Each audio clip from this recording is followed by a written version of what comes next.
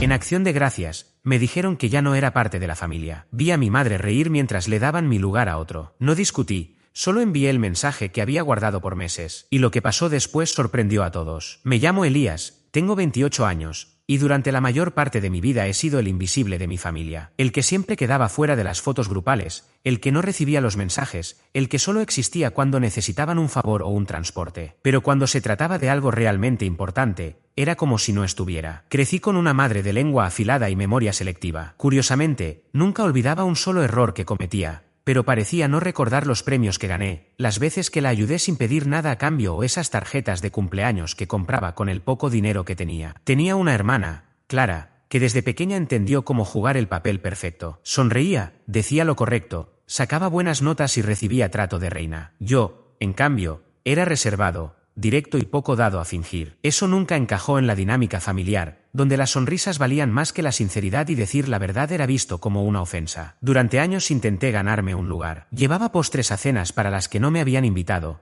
compraba regalos para cumpleaños en los que nadie notaba mi presencia, y repartía halagos a familiares que ni siquiera sabían pronunciar bien mi nombre. Me esforzaba con la esperanza de que, algún día, por fin me vieran. Pero a los 25 comprendí lo que en el fondo siempre supe: nada de lo que hiciera iba a cambiar mi lugar en esa familia. Y aunque uno lo entienda con la cabeza, hay heridas que no se cierran tan fácilmente. Por eso, cuando se acercó el Día de Acción de Gracias el año pasado, dudé si debía asistir. La única persona en esa red de parientes que siempre me trató como alguien de verdad era mi prima Noelia. Tenía 2 años menos que yo, pero su madurez emocional superaba por mucho a la mayoría de los adultos. Con ella hablaba seguido, mensajes, llamadas nocturnas, conversaciones sinceras. Así que cuando me escribió el día antes de la cena diciendo, «Más te vale venir, guardé tu lugar», me convenció. Pensé que, al menos por ella, valía la pena intentarlo una vez más. Manejé unos 40 minutos hasta la casa del tío Marcelo, donde siempre se celebraba la cena. Un barrio suburbano típico, césped perfectamente cortado, un pavó inflable enorme en el jardín, y ese inconfundible olor a mantequilla, especias y tensión flotando por las ventanas abiertas. Como siempre, estacioné 3 casas más abajo porque la entrada ya estaba llena. Subí los escalones con una botella de vino que, sabía, nadie abriría. Y los vi a través de la puerta de malla, mi madre, mi tía, mi hermana, mi tío,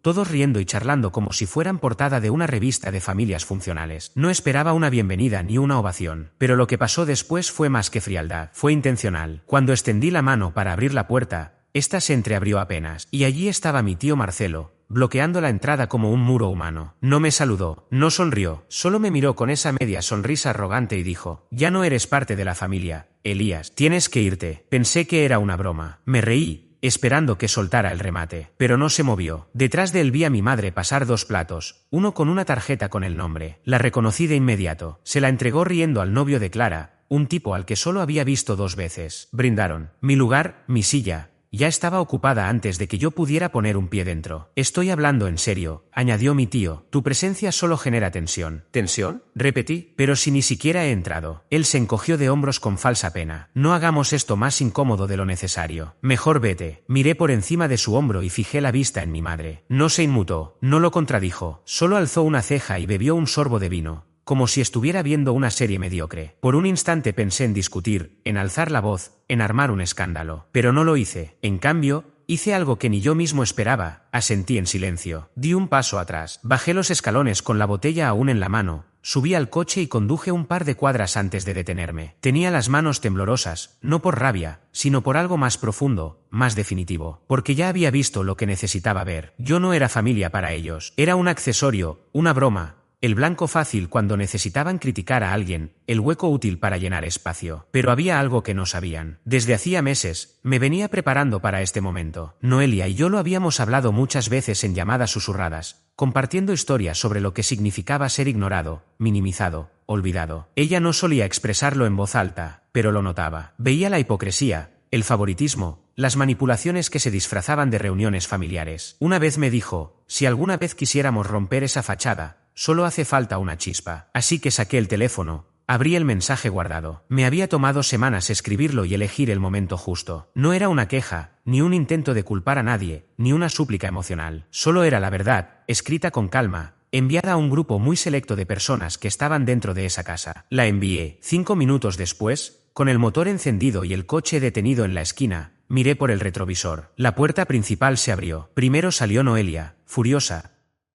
con el rostro encendido. Luego Tomás, mi primo, y su novia. Después la mejor amiga de mi tía Verónica, esa que siempre llevaba postre y me trataba con cariño. Uno a uno, fueron saliendo. No podía oír lo que se gritaba dentro, pero lo imaginaba. La fachada se estaba resquebrajando. Y eso apenas era el principio. Noelia fue la primera en llamarme. Vi su nombre en la pantalla antes siquiera de haber salido del estacionamiento. Contesté la llamada con el corazón latiendo con fuerza, no por nervios, sino porque no creí que todo se desataría tan rápido. Elías, dijo de inmediato, sin darme oportunidad de saludar. ¿Qué acabas de hacer? Guardé silencio un segundo. ¿Lo leíste? Por supuesto que lo leí. Y también todos los demás. La cara del tío Marcelo se puso morada. Tu madre intentó fingir que no entendía nada. ¿Y Clara? Clara se quedó parada como si no supiera en qué planeta estaba. Podía escuchar el viento golpear el micrófono. Estaba caminando con rapidez, quizás dando vueltas, tal vez de camino a su coche. Noelia se quedó callada por un momento y cuando volvió a hablar, su tono había cambiado. ¿Por qué no me dijiste que los estabas grabando? Eso era lo complejo. Unos meses atrás, después de años de soportar desprecios, mentiras y comentarios despectivos a mis espaldas, empecé a guardar pruebas. No por paranoia, sino porque ya estaba cansado del gaslighting. Grababa conversaciones cotidianas, guardaba mensajes, capturaba pantallas. Tenía clips de vídeo donde mi madre le decía a Clara que se quedara con el crédito por algo que había hecho yo. Una nota de voz del tío Marcelo diciendo que solo iba a los eventos familiares por interés, cuando jamás les había pedido nada. Y quizás lo más doloroso, una grabación de mi cumpleaños anterior, donde todos actuaban como si yo no estuviera presente, aunque me sentaba justo en la mesa. Ese mensaje que envié no fue solo una nota, era una recopilación, un montaje de 5 minutos con lo más crudo de la hipocresía familiar. Tenía contexto, fechas y silencios entre cada insulto, lo suficiente para que todo impactara con fuerza. Lo envié a 7 personas: Noelia,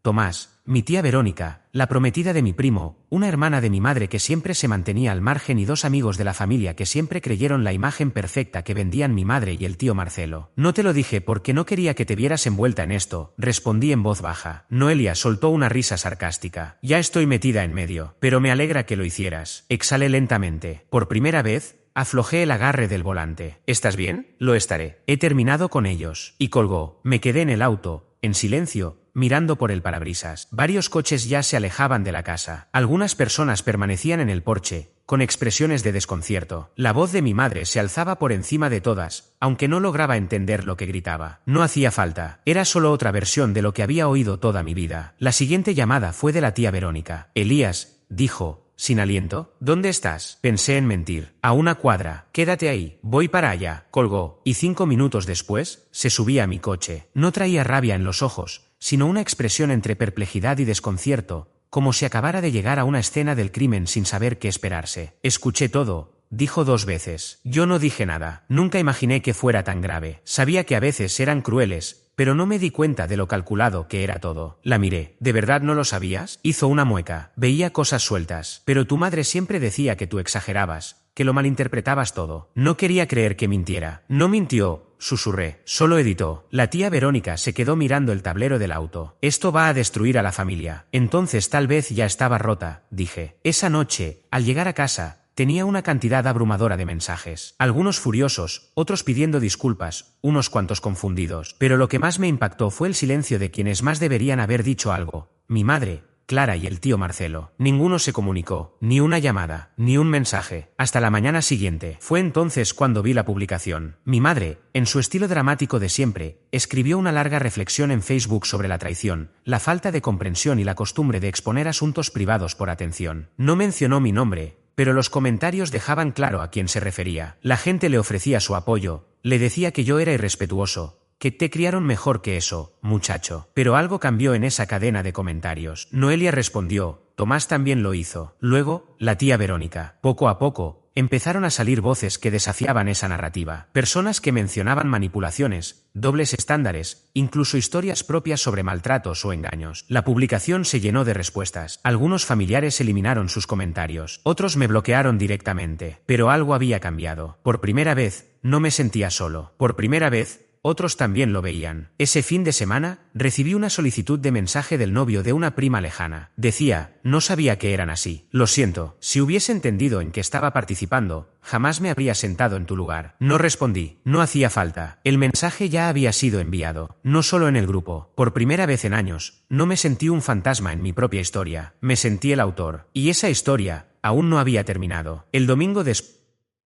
Pues de Acción de Gracias, alguien golpeó mi puerta. Vivo en una zona tranquila de la ciudad. Nada lujoso, solo un departamento modesto sobre una panadería que huele a rollos de canela cada mañana. Es un lugar en paz, sin gritos, sin actuaciones frente a los vecinos como en la casa donde crecí. No esperaba visitas. Muchos de mis amigos ya me habían escrito tras ver el vídeo, algunos con palabras de apoyo, otros aún en shock. Noelia me llamaba a diario, pero no estaba preparado para abrir la puerta y ver a mi padre. No hablábamos desde hacía casi un año. Se veía mayor, con más canas en la barba, y esa chaqueta de cuero que tanto usaba ahora parecía más gastada. No sonrió, solo estaba ahí, con las manos en los bolsillos, balanceándose sobre sus pies como si no supiera qué decir. «Hola», murmuró finalmente. «No esperaba verte», le dije, haciéndome a un lado sin invitarlo del todo a pasar. Dudó un momento, luego entró. Lo vi observar mi hogar, limpio, silencioso, lleno de pequeñas cosas que me hacían feliz. Los discos en la estantería, los libros que por fin tenía tiempo de leer, la foto enmarcada de Noelia y yo aquel día de Acción de Gracias que decidimos huir y comer hamburguesas en lugar de soportar la función familiar. Vi el vídeo, dijo. Bueno, fragmentos. Tu tía me lo envió. Esperé. Se sentó al borde del sofá, mirando al suelo como si allí estuviera la respuesta que buscaba. Tu madre está fuera de sí por esto. Dice que la tendiste una trampa, que tergiversaste todo. Me apoyé contra la encimera. ¿Lo hice? No contestó de inmediato. En su lugar, se frotó el puente de la nariz,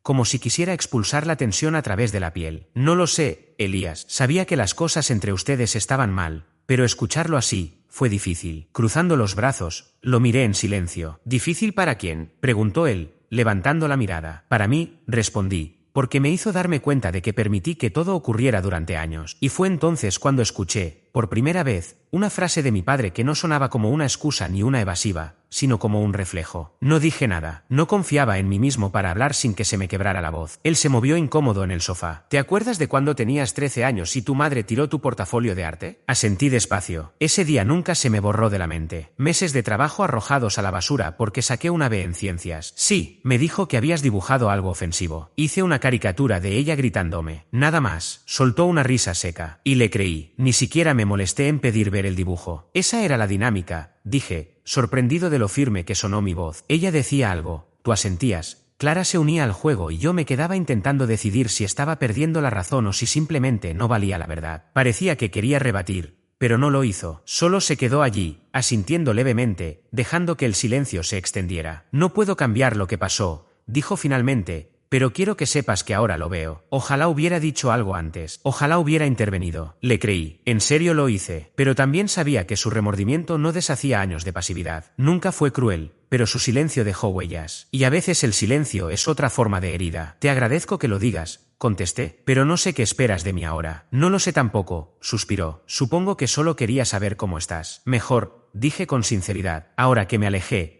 que dejé de fingir que iban a cambiar. Volvió a sentir. Están tratando de controlar los daños. Por supuesto que lo están, respondí. Creen que si esperan lo suficiente, la gente lo olvidará. Algunos ya lo han hecho. Otros tienen miedo de tomar partido. Pero hay quienes están furiosos, sobre todo por lo del dinero.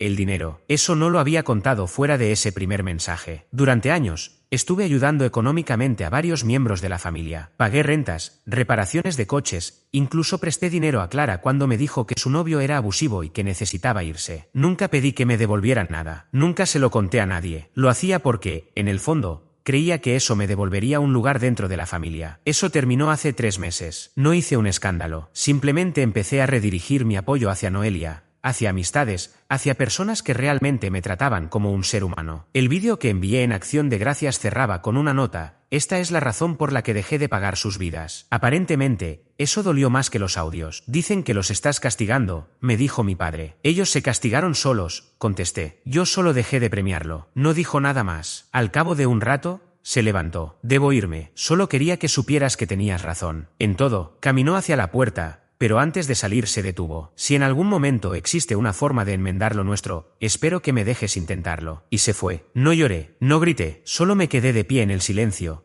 preguntándome cuánto tardaría en llegar la próxima embestida, porque sabía que mi familia aún no había terminado. Mi madre no soltaba el control fácilmente. Clara no sabía lidiar con la humillación. Acción de Gracias pudo haber sido el inicio, pero la Navidad estaba cerca, y si creían que podían fingir que nada había cambiado, estaban a punto de recibir un recordatorio. Ni siquiera había empezado. Cuando llegó diciembre, el silencio era ensordecedor. El grupo familiar donde solíamos coordinar la cena navideña y compartir memes reciclados de la Tía Verónica estaba desierto. El último mensaje era mío. Avísenme cuando estén listos para asumir alguna responsabilidad. Nadie respondió. Ni risas, ni ironías. Solo un vacío disfrazado de paz. No me invitaron. Claro, pero esta vez no lo necesitaba. Por primera vez en años, no sentí que me estaba perdiendo de algo. Ya no tenía que sonreír fingiendo mientras celebraban la carrera de Clara como si hubiera ganado un Nobel y la mía pasaba desapercibida. Ya no tenía que soportar las burlas de mi madre o las frases del tío Marcelo como Elías siempre ha sido demasiado sensible,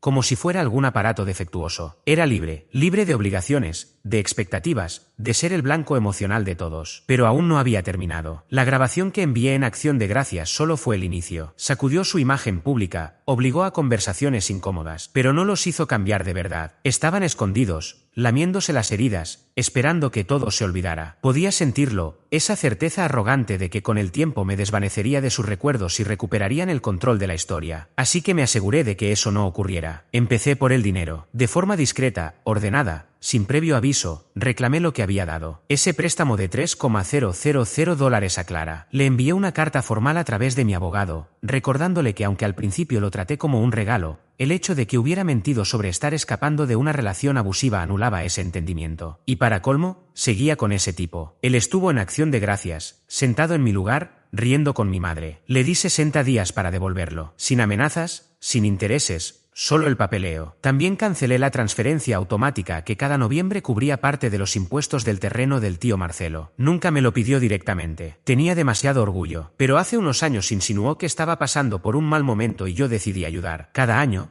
puntualmente, enviaba el dinero. Este diciembre, el banco rechazó la solicitud. Y mi madre, ella fue la más grande. Durante 5 años le estuve pagando el alquiler de su coche. Jamás me dio las gracias. Lo asumía como algo obligatorio, como si fuera mi deber como hijo. Dejé pasar eso demasiado tiempo. Lo que no sabía era que el vehículo seguía a mi nombre. El 10 de diciembre, lo recuperé legalmente. Las llamadas no tardaron en llegar, una tras otra, como fuegos artificiales. Primero Clara, gritando y fuera de sí. Luego el tío Marcelo, tratando de hacerme entrar en razón como si yo fuera un adolescente berrinchudo. Y por último, mi madre. Ella no gritó, no lloró, simplemente llamó por teléfono y dijo: ¿así que este es quien eres en realidad? Y yo respondí: no, este es el que tú me empujaste a ser. Y colgué. La Nochebuena llegó. No la pasé solo. Estuve con Noelia y algunos amigos en común. Cocinamos en su apartamento. Encendimos unas velas, jugamos a juegos de mesa y nos dimos regalos sencillos, sin la intención de impresionar a nadie. Fue la noche más cálida que había tenido en años. Alrededor de la medianoche, Noelia sirvió una copa de vino para cada uno y se sentó junto a mí en el suelo. Cubrió nuestras piernas con una manta y me dijo en voz baja: me llamaron. Déjame adivinar. Dije: ¿para controlar los daños? Asintió. Tu madre dijo que estaba tomando partido, que estaba destruyendo la familia. Y lo estás haciendo, respondí. La parte que necesitaba derrumbarse. Ella apoyó la cabeza sobre mi hombro. También dijo que iba a aclarar las cosas. Suspiré. Claro que sí. A la mañana siguiente entendí a qué se refería. Mi madre publicó un extenso mensaje en Facebook. Otra actuación. Otro intento de reescribir la historia. Hablaba de cómo las familias enfrentan tiempos difíciles, de cómo el dolor privado a veces se vuelve público, y de cómo algunos son fácilmente manipulados por versiones falsas. Fue una clase magistral de negación cuidadosamente calculada. No mencionó nombres ni hechos concretos, solo lo suficiente para despertar compasión entre quienes solo conocían el personaje que había interpretado durante años. No contesté, no comenté, no fue necesario. Para entonces, la verdad ya comenzaba a abrirse paso por sí sola. Tía Verónica publicó su propio mensaje, breve pero certero. A veces, la única forma de reparar una familia rota es dejar de fingir que no lo está. Orgullosa de ti, Elías. Tomás compartió una captura de pantalla de un antiguo mensaje de mi madre, en el que hablaba mal de mí justo después de que yo lo ayudara a pagar sus libros de la universidad. Acompañó la imagen con una frase: todos lo vimos, solo que no queríamos aceptarlo. Cada vez más personas se sumaron. Primos, viejos amigos de la familia, incluso una excompañera de universidad de Clara. Me escribían, se disculpaban, me decían que habían notado cosas, pero nunca imaginaron hasta qué punto. Era como levantar la tapa de una olla a presión. Todos tenían historias, todos tenían cicatrices, y ahora ya no temían compartirlas. Una semana después de Navidad recibí una carta escrita a mano, enviada por mi madre. No era una disculpa, era una amenaza. Decía que estaba arruinando la reputación familiar, que me estaba ganando enemigos que no podía permitirme, y que habría consecuencias por exponer ciertas cosas en público. Se leía como el acto desesperado de alguien que ha perdido el control y no sabe cómo recuperarlo. Doblé la carta y la tiré a la basura. Ya no necesitaba enfrentarme a ella. La verdad se estaba abriendo camino por sí sola. Cuando llegó Año Nuevo, la familia ya se había dividido en dos bandos. Por un lado,